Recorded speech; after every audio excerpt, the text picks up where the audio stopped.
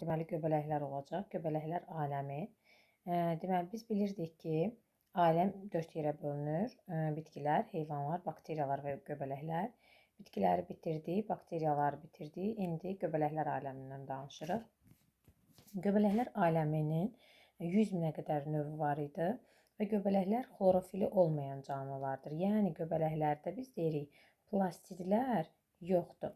Və bəzi nümayəndələri bir hüceyrəlidir, əksəriyyət nümayəndələri isə çox hüceyrəlidir biz deyirik.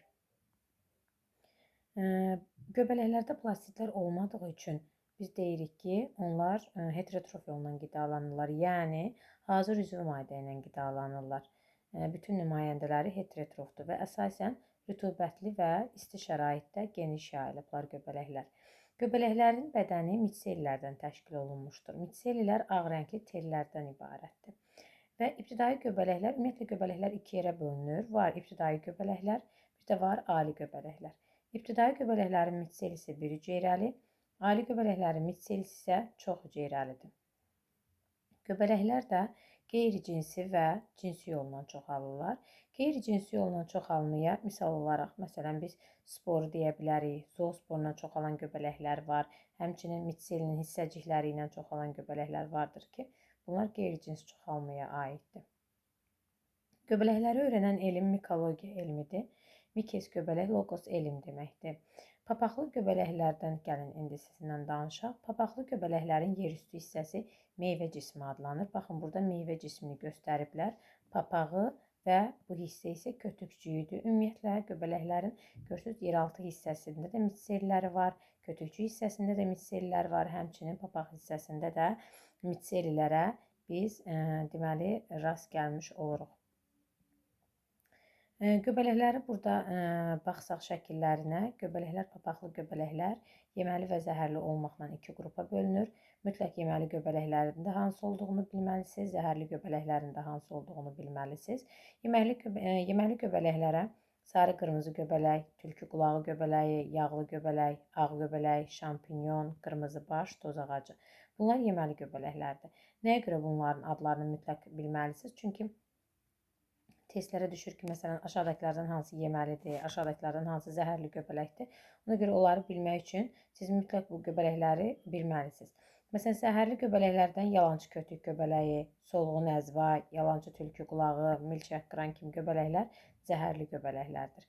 Və bəzi yeməli göbələklər vardır ki, zəhərli göbələklərə bənzəyir və bunları biz mütləq seçməyə bacarmalıyıq. Məsələn, bunlardan şampinyon göbələyi ilə solğun əzvan göbələyi bir-birinə bənzəyir. Bir də yeməli tülkü qulağı ilə zəhərli tülkü qulağı göbələyi xarici görünüşünə görə bir-birinə çox oxşayırlar. Bəs biz bunları necə fərqləndirə bilərik? Şampinyon göbələyinin papağının alt hissəsi çəhrayı rəngdədir. Solğun əzvayı elə solğun rəngi yadınızda saxlayıb göbələyinin ağ rəngli olduğunu deyə bilərsiniz papağının alt hissəsinin. Yeməli tülkü qulağının deməli papağının kənarı dalğavaridir. Şəkildən də görə bilərsiniz yeməli tülkü qulağının bu hissədə biz görürük ki, dalğavaridir. Amma zəhərli tülkü qulağının papağının kənarları hamardır və papağının altı qırmızımtıl narıncı rəngdədir. Lakin yeməli tülkü qulağının papağının altı isə açıq sarı rəngdə olur. Həmçinin digər fərqindən biri də yeməli tülkü qulağını kəsəndə göbələyini şirə axmır, amma yalançı tülkü qulağının göbələyini kəsdikdə biz deyirik şirə axır. Keçək növbəti hissəyə. Deməli, növbəti hissədə biz papaqlı göbələkləri bayaq da qeyd elədiyimiz kimi qeyri-cins çoxalma sporlar vasitəsilə getdiyi üçün onları biz borcuqlu göbələklərə və lövhəcikli göbələklərə bölürük. Borcuqlu göbələkdən lövhəcikli göbələyin fərqi nədir? Şəklə diqqət eləsəniz, məsələn, bizə hər hansı bir göbələyi veriblər və onun hansı formada borcuqlu və yaxud da lövhəcikli olduğunu bilməyimizi istəyirlər. Bunu biz necə təyin edə bilərik? Məsələn, bir göbələyin papaq hissəsini qopardırıq, kağızın üzərinə qoyuruq. Əgər onun üzərində sporlar belə şüalar şəklində kağızın üzərində düzülərsə, bu lövhəcikli göbələkdir. Yox, belə nöqtə kağızın üzərində sporların töküldüyünü görəriksə, deməli bu borcuqlu göbələklərdir. Və burada da mütləq borcuqlu göbələklər və lövhəcikli göbələklər hansılardır siz öyrənməlisiniz. Cədvəldə qeyd olunubdur, əzbərləyəcəksiniz. Yenə də gəlin bir yerdə təkrar eləyək. Borcuqlu göbələklər qırmızı baş göbələk, ağ göbələk, toz ağacı göbələk, yağlı göbələk. Lövhəcikli göbələklər şampinyon, sarı qırmızı, nəmişlik, solğun əzvay və tülkü qulağı göbələklərdir ki, bunlar lövhəcikli göbələklərdir. Və göbələklər biz deyirik ki, mikorizə əmələ gətirirlər. Hansı ki ağacın, gəlin bu şəkil hissəsinə diqqət eləyək, ağacın kökləri ilə mikorizə əmələ gətirirlər. Bunun əhəmiyyəti nədir? Göbələk mitselləri vasitəsilə su və suda həll olunmuş mineral maddələri sorur. Ağac isə yarpaqlarda əmələ gələn üzvü maddələri göbələklə təmin edir və nəticədə bitkidə göbələyə lazım olan üzvü maddə ağacdan almış olur. Göbələk isə ağaca su və suda həll olmuş mineral maddələri ötürür. Ona görə də biz deyirik ki, bu müştərək həyat kimi belə deyək, mikoriza bir-birinə fayda verir. Və bəzi ağaclar bəzi göbələklərlə mikorizə əmələ gətirir. Gəlin görək onlar hansı göbələklərdir. Toz ağacı göbələyi toz ağacı bitkisi ilə, qırmızı baş göbələyi ağacı qovaqla, yağlı göbələk şam ağacı ilə, sarı qırmızı göbələk isə kükünar ağacı ilə mikorizə əmələ gətirir. Mütləq hansı ağac hansı göbələklə mikorizə əmələ gətirir, bu hissələri bilməlisiniz. İndi keçək kif göbələklərinə. Kif göbələklərindən biz burada mukor göbələyini görürük. Kif göbələklərindən mukor və yaxud da ağ kif göbələyi. Bundan sonraki səhifədə biz pensilin göbələyini də görəcəyik. Mütləq şəkillərə diqqət eləyin, çünki şəkillərdən testlərdə sizə düşəcəkdir. Məsələn, mukor göbələyi ağ rəngdədir, ağ kif şəklindədir və onun mitselisi tor şəkilli olub bir hüceyrədən ibarətdir. Bunlara diqqət edin, çünki mukordan pensilin göbələkləri bir-birindən fərqlənir və fərqli xüsusiyyətləri mən sizdən soruşacağam. Deməli, mukor bir hüceyrəlidir, lakin çox nüvəlidir. Bunların deməli dik qalxan şaxələrinin ucunda başçıqlar var ki, həmin başçıqların içərisində sporlar əmələ gəlir. Və mukor göbələyi qeyri-cinsi yolla, yəni sporlardan, həmçinin cinsi yolla, konjugasiya yolu ilə çoxala bilir. Gəlin görək bəs pensilin göbələyi necədir? Pensilin göbələyi biz deyirik ki, deməli bu da kif göbələklərinə aiddir və pensilin göbələyində biz fikir versək əgər pensilin göbələyinə, bu zaman onun göy yaşı rəngdə olduğunu görürük.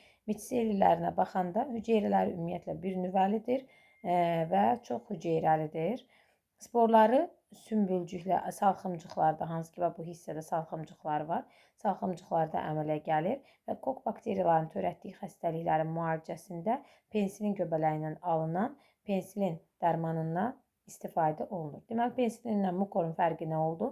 Mukor bir hüceyrəli, çox nüvəli oldu, ağ rəngli oldu, sporlar başçıqlarda əmələ gəldi.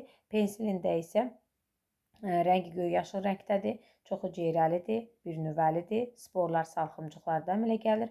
Həmçinin pensilindən antibiotik alınır ki, həmin antibiotik bu hissəyə xüsusilə diqqət edirsiniz. Kok bakteriyaların törətdiyi xəstəliklərin müalicəsində istifadə olunur. Maya göbələyi hamımızın tanıdığı droş, hansı ki biz bu xəmir un məmulatlarının hazırlanmasında istifadə edirik. Şəkərli qidalı mühitdə geniş yayılmışdır həmin maya göbələyi. Bir hüceyrəlidir, bir nüvəlidir. Maya göbələyində mitselləri yoxdur və tumurcuqlanma yolu ilə çoxalırlar. Sizə sual verəndə ki, göbələklərdən hansı tumurcuqlanma yolu ilə çoxalır, o zaman maya göbələyini deyirsiniz. Və maya göbələyi spirt qıcqırmasını həyata keçirir və hansı ki, məsələn, biz xəmir hazırlayanda, əgər ona droş qatırıqsa, çoxlu saxlasaq görərik ki, o xəmir daşacaq və çox, belə deyək də, drojda qalan xəmir, çox qıcqıran xəmir, belə desək doğru çıxar. Ondan biz əgər çörək hazırlasaq, onun nisbətən acı dadlığını görərik. Niyə? Çünki həmin bu glukoza parçalanır spirtə və karbon qazına. Xəmirin arasındakı məsafə həmin karbon qazı nəticəsində baş verir. Acı dad verən isə həmin o spirt olur. Sonra keçək göbələklərin törətdiyi xəstəliklərə. Göbələklər müxtəlif xəstəliklər törədə bilirlər və müxtəlif zəhərlənmələr baş verir. Bəzən olur ki, elə yeməli göbələklərdən də zəhərlənmə müşahidə olunur. Bəs necə olur ki, yeməli göbələklər zəhərlənir? Deməli, yeməli göbələklər əgər köhnə olarsa bu zəhərlənmə baş verir. Zəhərlənmə də müxtəlif hallarla müşahidə olunur ki, baş ağrısı, baş gicəllənməsi, dərinin avazıması, tərləmə, nəbz vurğularının zəifləməsi, susuzluq, kəskin zəiflik kimi əlamətlərlə müşahidə olunur və ümumiyyətlə bu belə göbələk yeyəndən sonra hər hansı bir narahatlıq hiss olunarsa, mütləq xəstəni neyləmək lazımdır? Xəstəxanaya çatdırmaq lazımdır. Və bayaq da qeyd elədiyim kimi göbələklər xəstəliklər də törədirlər və göbələklərin, parazit göbələklərin insanda, yəni heyvanda törətdiyi xəstəliklər mikozlar adlanır və müxtəlif göbələk xəstəliklərini yəqin ki, eşitmiş olarsınız. Məsələn, keçərlikdir, saçqırandır, dırnaq göbələyidir, dəmirovdur. Bunlar göbələklərin törətdiyi xəstəliklərdir. Və o xəstəlikləri yuxarı siniflərdə biz daha geniş öyrənəcəyik. Burada sadəcə bir neçəsinin adlarını qeyd edirik. Mütləq adlarını bilin ki, hansı xəstəlikləri insanda göbələklər törədir. Bitkilərdə də xəstəliklər törədirlər. Məsələn, çovdar mahmuzu göbələyi çovdar bitkisində adından da bəllidir. Deməli, xəstəlik törədir və göbələyin sporları çovdar bitkisi çiçəkləyən zaman ona yoluxur və yumurtalıqdan çovdar dəni əvəzinə bir-birinə möhkəm hörülmüş göbələk tellərindən ibarət olan buynuzcuq əmələ gəlir. Yəni, bu nə ilə müşahidə olunur? Bu məhsuldarlığın aşağı düşməsinə səbəb olur. Və buynuzcuqlar yerə töküləndən sonra qışı torpaq altında keçirir. Yazda onlar neyniyəcək? Yenidən həmin o səpin zamanı, baxın, burada çovdar mahmuz göbələyin şəkli də sizə göstərilibdir. Cücərəcək və çovdar çiçəkləyən zaman sporla dolu başçıqlar əmələ gələcək ki, yəni meyvənin əvəzinə burada biz göbələk sporları görəcəyik. Yenidən o sporlar yetişəndən sonra partlayacaq və çovdar çiçəklərinə yoluxub, yenidən elə bil ki, bu sikli davam eləyəcək. Bundan başqa biz burada deməli sürmə göbələyini görürük. Sürmə göbələyi taxıl bitkilərində parazitlik edir, onların dənlərini məhv edir və göbələyin sporları da məhsul yığımı zamanı dənlərə yapışır və həmin dənlə birlikdə səpin zamanı torpaqda inkişaf edir, böyüyür və bitki çiçəkləyən zaman, məsələn, hər hansı bir taxıl bitkisi çiçəkləyən zaman göbələyin mitsilisi gövdənin içərisi ilə qalxır, gedir çiçəyin yumurtalığına çatır və orada biz bilirik ki, birləfəli bitkilərdə ehtiyat qida maddələri endospermində toplanırdı və həmin dənin endospermində olan ehtiyat qida maddələri ilə qidalanaraq həmin meyvənin əvəzinə orada qara rəngli sporlarla dolu olan deməli hissə əmələ gəlir ki, bu da məhsuldarlığı aşağı salır. Bəs bunun qarşısını necə ala bilərik? Bunun qarşısını almaq üçün taxıl dənlərinin səpinindən əvvəl həmin dənləri zəif formalin məhlulu ilə dərmanlayırlar ki, əgər ona spor yapışıbsa, həmin sürmə göbələyin sporu, o məhv olsun. Bundan başqa biz xəstəlik törədən göbələklərdən pas göbələyini misal göstərə bilərik ki, bu da taxıl bitkilərində parazitlik edir. Pas göbələyin şəkli burada verilib, düzdür, burada yaxşı görünmür, kitabda daha yaxşı şəklini görə bilərsiniz. Bu, yarpaqları yoluxduraraq fotosintez sahəsini azaldır və nəticədə bitkilərdə, yarpaqlarda ləkələr əmələ gəlir. Ləkələr yaranan zaman təbii ki, fotosintez prosesi azaldığı üçün üzvü maddələr də az yaranacaq bitkilərdə. Nəticədə meyvələr cılız və yüngül olacaqdır. Bunun qarşısını almaq üçün isə daha davamlı bitki sortları əkmək lazımdır. Qov göbələyi, yəqin ki, qov göbələyini də görmüsünüz. Qov göbələyinin şəkli burada göstərilibdir. At nalına bənzəyir qov göbələyi. Əsasən ağaclarda parazitlik edir. Necə olur, yaranır? Bunun sporları, məsələn, hər hansı bir ağacın gövdəsi əgər zədələnərsə, gedib o zədələnmiş hissəyə düşür və orada başlayır inkişaf eləməyə və ağacın hazırladığı üzvü maddə ilə qidalanır. Və tutaq ki, məsələn, bu ağacdır, bunun bu hissəsinə qov göbələyi yoluxub və əmələ gəlibdir. Bunun bu yuxarı hissəsində təbii ki, yarpaqlar olur da. Bu yarpaqda əmələ gələn üzvü maddə aşağı düşə bilmir də. Bu başlayır, bu qov göbələyi buradan axıb gələn üzvü maddələrdən qidalanmağa. Və nəticədə bir müddətdən sonra külək əsən zaman ağac bu hissədən qırılıb düşür. Niyə? Çünki artıq bu hissə zəifləyir, inkişafdan qalır və nəticədə ağac belə deyək də zədələnir, həmin hissə qırılıb düşür və həmin ağacın məhvinə gətirib çıxarır. Bunun qarşısını almaq üçün nə etmək lazımdır? Sadəcə belə deyək də, ağacları zədələməkdən qorumaq lazımdır. Bəzən uşaqlar gedir ağacı cızırlar, nə bilim üzərində şəkil çəkirlər, nə edirlər. Yəni bu kimi hadisələrin qarşısını almaq lazımdır ki, qov göbələyinin yayılmasının qarşısını almış olaq. Qov göbələyi, onu da deyim ki, bol şəkilli göbələyə aiddir və meyvə cismi at dırnağına bənzəyir. Deməli, göbələklər haqqında məlumatımız bu qədər. İnşallah gələn mövzuda da şibyələr öyrənəcəyik.